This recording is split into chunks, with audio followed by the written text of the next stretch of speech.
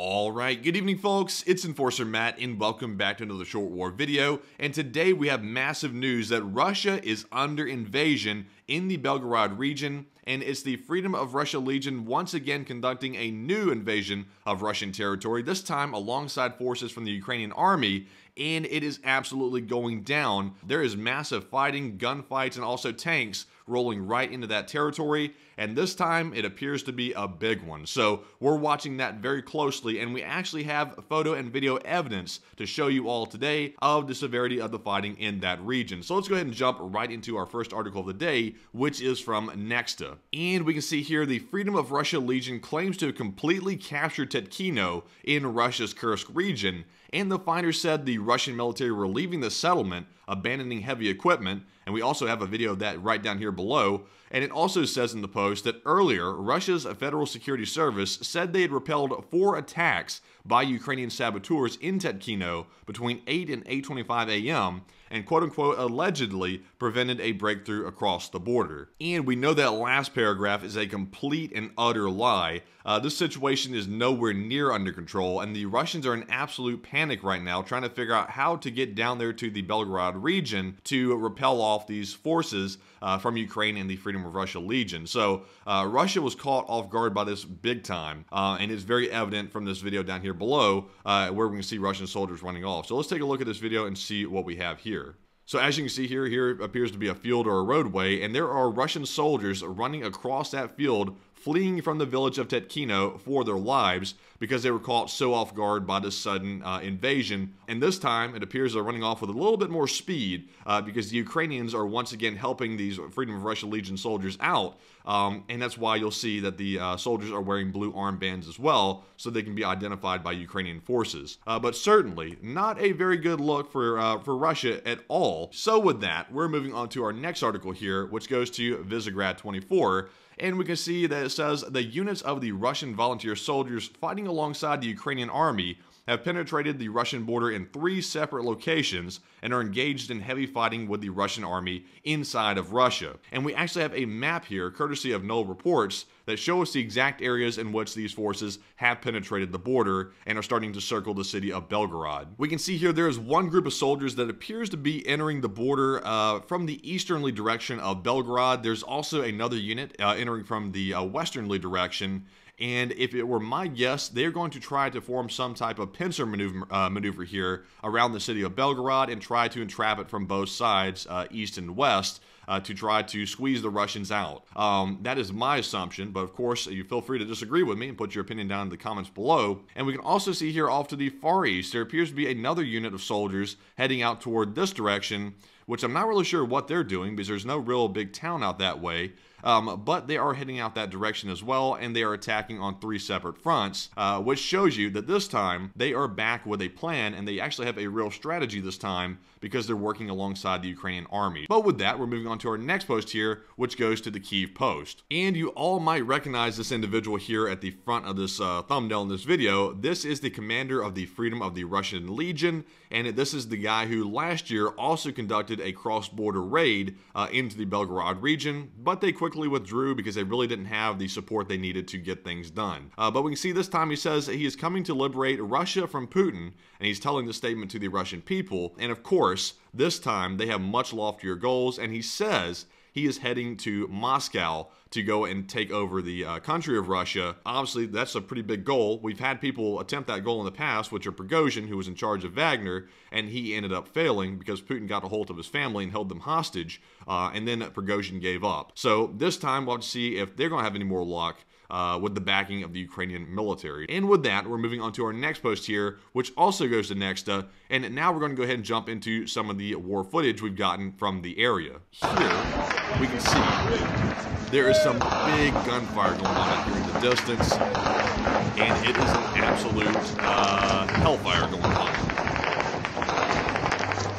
And this guy filming is absolutely running for his life as well because he's trying to flee the area so he doesn't get caught in the crossfire. But once again, this was allegedly filmed in the Kursk region, and we can hear the sounds of distinct gunfire in that area. So it is confirmed the fighting is quite heavy in the Kursk region, but that isn't the only region. And jumping into our next post here, we actually have a post from Jay in Kyiv, and it says, with Putin's remaining air defense systems all sitting in Ukraine, Ukrainian drones now have free rein to target the industries of Russian oil and arms in broad daylight in Belgorod. And that is certainly the case. So let's go ahead and take a look at this video right here and see what we have. So as you can see right there, there went a drone right over the territory of Belgorod. That is a Ukrainian drone, by the way, and it is heading toward a target inside of Russia. And we do know where these are flying to, and these are presumably in connection and in tandem with that invasion that's currently going on. That is why Ukraine is launching these attacks today, and they're trying to do that to help out their buddies on the ground. So we can see here that it is a coordinated attack, and it's happening right in Belgorod. And like Jay and Kyiv said, there are no air defense systems left to shoot these drones down because they don't have any in the region. This is the same problem Russia encountered when that Wagner invasion happened, when they started plowing their way toward Moscow last year.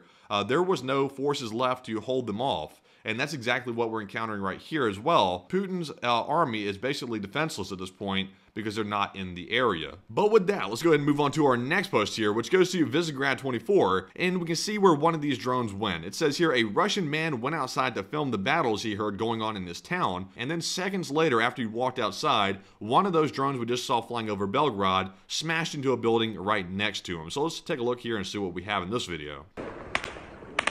So he just walked outside. Oh, and look at it. There goes the drone. Damn, that's unfortunate. Very bad indeed for him.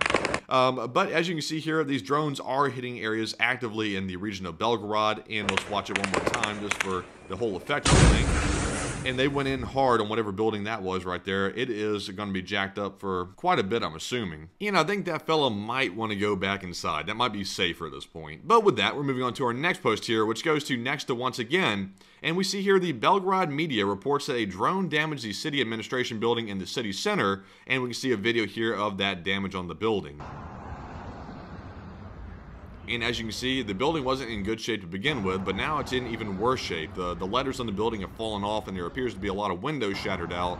And that drone definitely did a number on this building as well. So multiple drone attacks in the region, which are designed to destabilize the regional government in Belgorod to allow the Freedom of Russia Legion to gain a foothold. But with that, we're moving into our next post here, which also goes to the Kyiv post, and we're going to switch gears just a little bit to talk about a Russian Il-76 plane, which just crashed over the Russian city of Ivanovo. And right now, we don't have any reason to believe this is connected with the invasion happening inside of Belgorod, but nonetheless, an Il-76 did crash, and you see out here in the distance a big plume of black smoke here where it actually went down, and the plane was destroyed. So let's take a look at this short video here.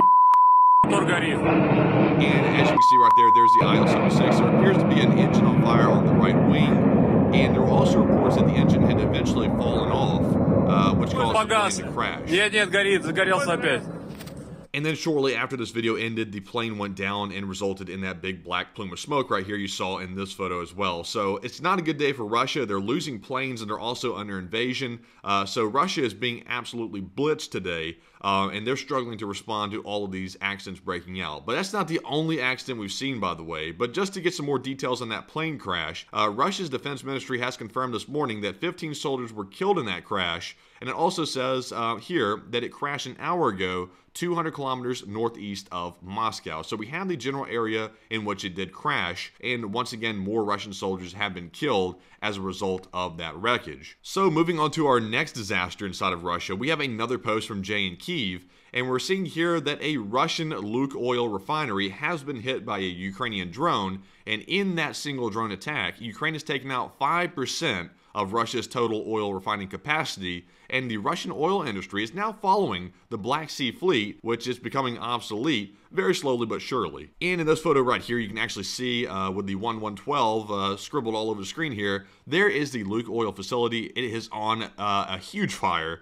and the Ukrainians sent in a drone right to the smack dab middle of the refinery and struck one of these towers here, which erupted the fuel in the area. So it's on fire, and it's not going to be fixed anytime soon. And we can also see here that the incident happened between Moscow and Kazan. somewhere right in between there is where this Lukoil refinery was actually located. So another disaster for Russia indeed. And moving on into our next post here, we have one from Jason J. Smart, and it says here in this post, there have reportedly been explosions in 10 regions of Russia in multiple oil refineries as Ukrainian troops have entered southern Russia, and this comes after massive cyber attacks have crippled part of Russia's critical infrastructure. Actually, we have a video right here of the fire itself, which I almost forgot to show. So let's take a look and see what we have here.